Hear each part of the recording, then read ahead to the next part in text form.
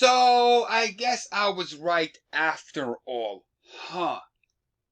What am I talking about? Well, if you go back into my chronology, you will start to notice a theme taking place. I had been discussing this topic over and over and over again.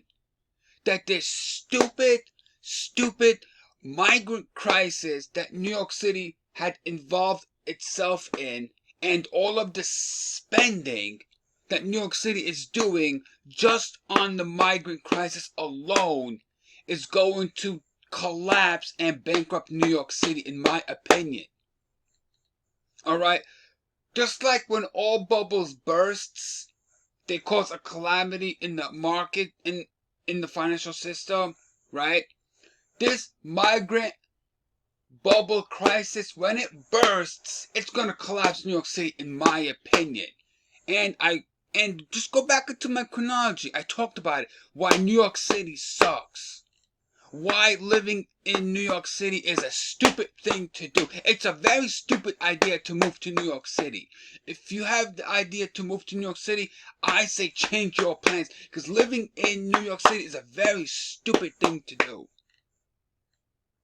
Alright, if you have the means to get the hell out of New York City, move to a better place, a better community, a better state, if you can take your wealth and get the hell out before the bubble bursts and implodes and collapses the economy, I say move the hell out of New York. Take your wealth and get the hell out while the getting is good.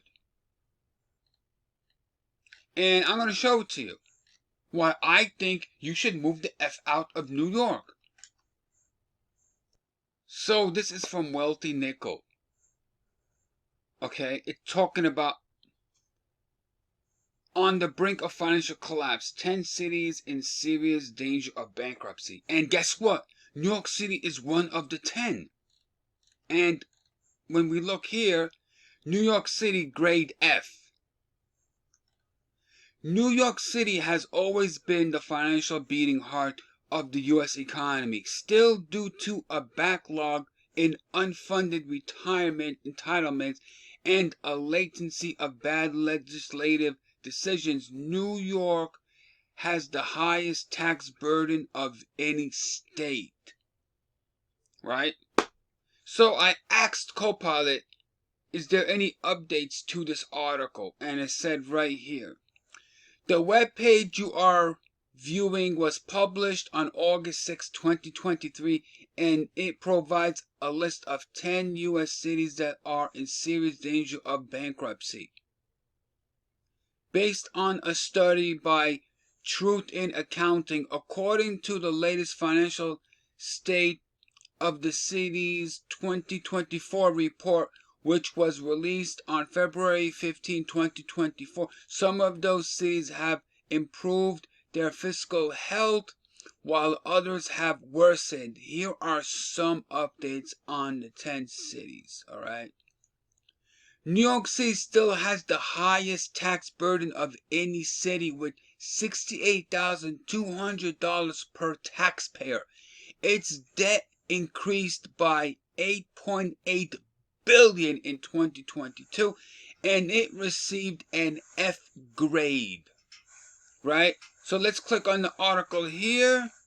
Let's look at the citation. Accounting in Truth, published February the 15th, 2024. And where is the data? It's somewhere here. Alright. Here's the thing. We already know New York City is in crisis mode. We already know New York City is on the verge of a total discombobulation. A total collapse, in my opinion. Alright? But yet, with all of this debt burden, how the effing hell does New York City is still able to come up with billions of effing dollars just for the migrants? And haven't we read article after article after article how the city is rolling out the red carpet to these migrants who don't even belong in America in the first place? Right? The illegals, euphemistically known as the migrants and asylum seekers, non-citizens. Haven't we been reading article after article after article after article after article after article after article after article? Where in the hell does the city come up with all of those monies? Just for the migrants themselves. They want to give them money. They want to give them goodies. They're rolling out the red carpet for these people. But yet you as a New Yorker, you don't get those same benefits. Haven't we heard and read and seen article after article after article? We have to help the migrants. We have to give the migrants shelter. We have to give them food. We have to pay for their food. We have to give them health care. We have to give them debit cards. We have to give them cash assistance. We have to help the migrants. We have bleeding heart liberals. We love the migrants. Bending over backwards for the migrants. Haven't we read article after article? After article after article. And yet, where the hell does the city come up with all of those funds? Where? Look at this, just like we've been reading. Migrant families of 4 could get $15,200 a year of taxpayer cash under New York City Mayor Eric Adams' debit card. Debit card scheme. So they're giving out money to the migrants. Over and over and over and over again. They're coming up with money, finding monies for the migrants. Billions of dollars.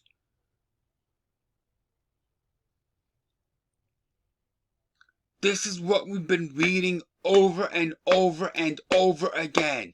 Everything for the migrants. Everything for the migrants. We have to do everything we can for the migrants. Housing, food, shelter, you name it, everything for the migrants.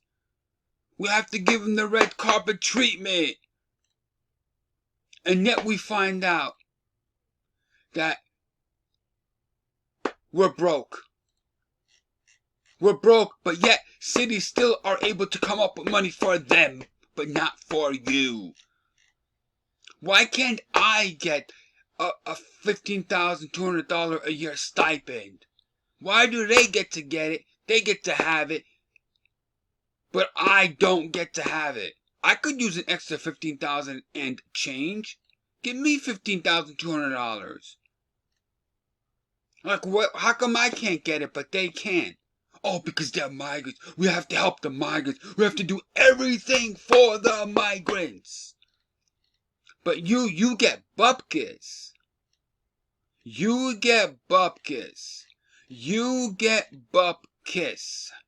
When the article refers to unfunded retirement entitlements, they're talking about unfunded liabilities, like your pensions, your all of these things that you worked hard for to get. They could be at risk or in jeopardy of being tapped into. So your unfunded liabilities could be at risk. But yet, all the while, the city still finds ways, is still able to find monies for the migrants. For the migrants. But you get bupkis. You get bupkis. Again, just like we're saying here, Denver budget cuts due to migrant crisis face more scrutiny as recreation centers reduce hours. So what is the city doing? It's cutting the budget in order to make room for the migrants. So they will say, look, I know you like that park. I know you like that gym. I know you like cleaner streets, but we have to cut sanitation. we have to reduce it by like 1 day because we need the money for the migrant crisis. We have to house and shelter and feed the migrants. So will you sacrifice for the migrants? Everything for the migrants who are not even citizens, who never contributed a damn thing to this country, but they're gonna get the red carpet treatment.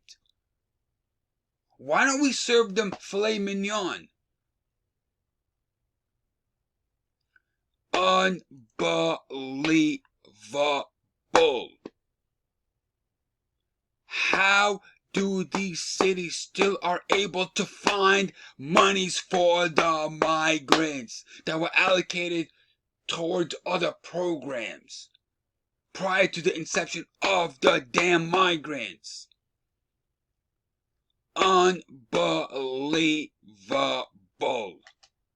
Unbelievable. But hey, you know, New York City is a progressive city. It's liberal, it's leftist, it's progressive, it's anti-Trump. Hey, you keep voting for these people, and they're gonna keep taking your money and giving it to them. Giving it to them. And when it comes around to be your turn, oh, sorry, we don't have no more money. We gave it to the migrants. Oops, sorry. Unbelievable. But it doesn't matter because the people are still going to vote for the same people. Unbelievable. I hope New York City does eventually collapse. I hope New York City does eventually go into bankruptcy protection, just like it had done back during the 70s, where it almost collapsed and almost went into bankruptcy. Because look, I'm tired of it. I'm tired of the bullshit. Stop spending my goddamn money on the illegals.